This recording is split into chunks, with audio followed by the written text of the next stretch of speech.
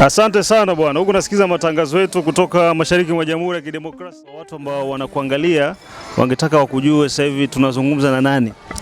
Kwa jina mimi ninaitwa Mbelechi Abinda. Ninazalika Luvungi, territoire ya Uvira. Mbelechi Abinda ni mzaliwa wa Luvungi. Ndio. Hapa tupo kwenye kambi ya muda ya kuwapokea wakimbizi na hawa ni moja kati ya wakimbizi ambao wametokea Burundi. Sasa kabla ya kuweza kuongea mengi zaidi, ningetaka nijue mambo machache kutoka kwake.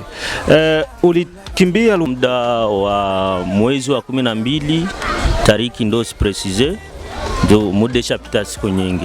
Ilikuwa mwezi wa 12 tukafika Uvira. Uvira vikakuwa vitu vya shida, tukakimbilia Katumba deja tukaingia Burundi. Gouvernement ya Burundi katuakei mpaka Busuma tumemaliza hako panda muda miezi 5 na mpaka kabla kwanza ya hapo. Sasa mliingia Burundi pale Gatumba, mapokezi yalikuwa ni mazuri yenye kustahili ama kulikuwa kuna shida zozote pale? Siwezi sema kama mapokezi ilikuwa nzuri, ajili watu walikuwa wengi.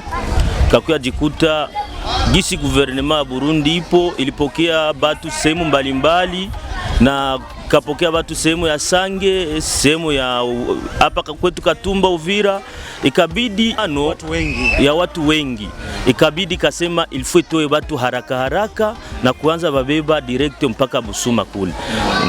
Ndio nisema haikutukamata vizuri kwa juu tulikuwa wengi. Ndio. Na kipindi hicho wengi walikuwa wanalalamika, wanasema kwamba serikali ya Butesa wakimbizi haikukuwa kwa ajili ya kutaka kwao, lakini ni kwa sababu walizidiwa. Kwa hiyo ikioni ndio tenisema serikali ya Burundi haikutukamata vizuri ajili, na tunapaswa tuangalia na sisi wenyewe. Nchi ya Burundi ni nchi yenye ina ukosefu.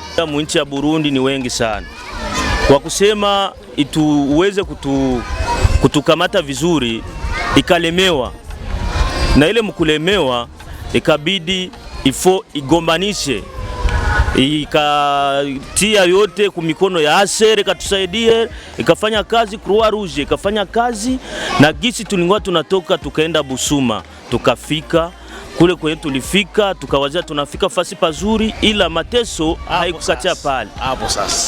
Hapo ndo sinema inaanza. Ndio. So kwa hapa Busuma ningetaka tuzungumze kwa uwazi zaidi Ndio. Yale yote ambayo yamefanyika Busuma, yote ambayo yamepitia Busuma, yote tuyazungumze hapa, kwa sababu kuna maelfu ya watu ambao sasa hivi wako wanatutizama na walikuwa wanalilia sana, wanasema kwa nini serikali inakwamisha watu wetu Busuma, inabidi wafika Busuma. Matarajio yenu kisi mlikuwa mnatarajia kwamba ni sehemu gani? Sasa wewe kwanza kisi ulikuwa unafikiria kabla hujafika? Ndio, sisi tulikuwa tunawazia kufika Busuma, ni fasi kwenye tutafika kwanza tunakuta nyumba zishakuwa tayari, maji ishakuwa tayari, wala tunakuta na vituo mbalimbali ya afya ishakuwa tayari, ila gisi tulikuwa tunawazia tunakuya kuta ni tofauti. Maana walikuwa wanafanya wakikubeba mgari, wanafika na wewe wanakutupa sagisi, wanatupa imbwa yenyewe haina mwenye nayo. Unafika ni nje hadharani, unafika kwenye maana unajuta chakula ndaitoa wapi ya kukula, maji ya kukunywa ndaitoa wapi. Tukaishi mwa ile misukosuko. Kuna watu wa moya tulipoteza ajili ya njala, kuna watu wa moya tulipoteza ajili ya baridi kwa mingi, nifasi kwenye kwa baridi, na kuna wale wenye juu ya uzuni kurezone vitu mingi vinakuya, stress zinapanda mingi, anapoteza na kimaisha. Sasa mliingia Busuma, pafu mnafika, mlipewa nini na nini cha kuanzia maisha pale Busuma? Ndio kufika kwa Busuma nisema ni blanketi, ndio nifasi ya baridi, na tukapewa tena na chungu, na lakini sio watu wote ndio walipewa ile machungu premier fois mkufika. Maana tuteni sema wale walifika makonvoi ya kwanza ndio walipewa ile machungu, mablanketi na mahema, wakati wale walitoka kwenye walikuya na zile hema zao wakajenga fasi ya kujihifadhi wewe wenyewe. Ina maana sasa mlifika Busuma amkupewa hema, fasi yenye baridi, haya mnalala vipi? Sasa mimi mwenyewe hapa mkufika yangu 3. Nilimaliza siku 3. Make premiere fois mkufika nililala nje. kuanzia usiku wote gisi ulipita kufika asubuhi, nikaanza zitafutia miti mimi mwenyewe, nikajenga nyumba nikaishi hamo. Mimi nilikuwa pata assistance ya kuniangalia kushapita hata siku 3 4. Uko na maimage ya ile nyumba yenyewe? Maimage sijui kwa ndani kwa niko nazo, kama ziko ndani ya simu.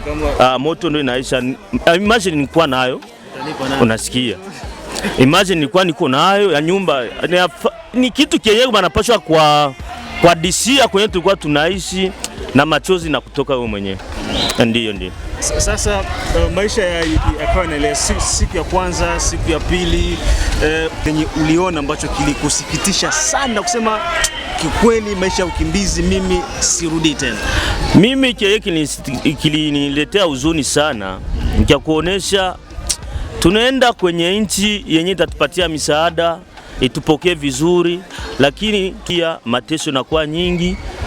Tukasema, je, afadhali basi kuliko mtu akipata mateso angibaki basi na kwenye adui alikuwa, lakini ile neema kusema nibaki kwenye adui ako sikukuwa nayo. Juu siwezi katumika mwenyewe, hatutapatana wala wasa yote ninyanyase. Tukasporte tu, tukasema tuachie Mungu na tuachie rais wa kwetu wa kijemwari ya Kongo Sagisi Felix Tshisekedi, tuangalie kwenye ako natembea, tuangalie nini itamwezesha kusie benye tuko. Watu wangapi ambao walikufa labda kutokana na mazingira mabovu ya pale kambini? Jameni, nikikwambia wewe uliona na ukashughulika kwa ajili ya kuwa. Ndio, nikikwambia wala wewe mwenyewe utalia. Juu nina image za Busuma, mimi hapa nina image ndani ya simu yangu. Na mwenye niliacha ndani kuna shemeki yangu alibaki pale Busuma. Kitu kia yungi kuwa na wala ungivivre we peke ndani ya mecho yako, machozi ngitoka. Huduma za kiafya zilikuwaje pale Busuma? Ndio, huduma wa kiafya ilikuwa ni ndogo. Ana ajili ya nini? Burundi ni fasi kwenye kitu kia hatari sana. Na inaomba prosesi ya mrefu. Kwa heri, unasikia? Maana wanafanya ile prestige ya kusema tunamubeba Ruigi, tunafanya hivi. Na Burundi ni fasi kwenye bangali na bitide atuwe gravement banakuambia kwanza uingie kumstari utonde murongo. Asa we mtu mwenye uko gravement banakuambia utonde murongo. Asa wakati ugonjwa ushakulemea sangapi haujatoweka ndani ya dunia hii? Ni kwa sababu ya kushughulikiwa mapema. Ndio. Mtu anakuja ni mgonjwa lakini anakaa kumrongo mrefu na inapita bila hata kumuona. Ndio. Na mefiance sana ilipita ndani ya wanganga wa kule. Tulipata ka possibility sawa, walianza tia wakongomani kwanza tunza, ndio tulianza ona kamwangaza kidogo toka kwanza kidogo ikapungua. Ndio. Ni baada sasa ya kwanza kugusa kwa kongomani, kuna waganga hapa wanaenda wanajitolea kwanza kutunza watu. Ndio.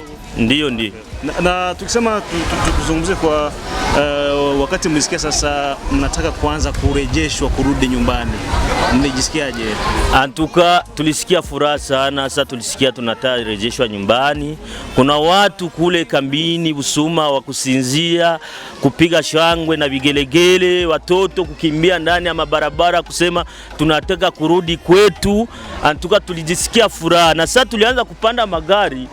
Iliacha wamoja muhuzuni wa ndugu zetu kulia, sema sisi tunabakia ndani ya mateso. Na sisi wenyewe tulifika hapa tunajisi furaha sana. Ndio. Kuna wakati mwewe mlikuwa mnatoroka kambi, aseme mnarudia kwa mguu. Ile wakati na pia mlitoroka? Ile wakati ya kutoroka mimi siwezi katoroka. Juu nilikuwa mke wangu ni mjamzito, sitatoroka ni muache.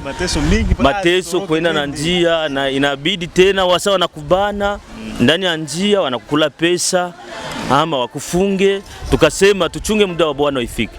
Una neno gani kwa rais wa nchi na kwa serikali yote kwa jitihada ambazo wamefanya mpaka mmefikia kurudi tena nyumbani?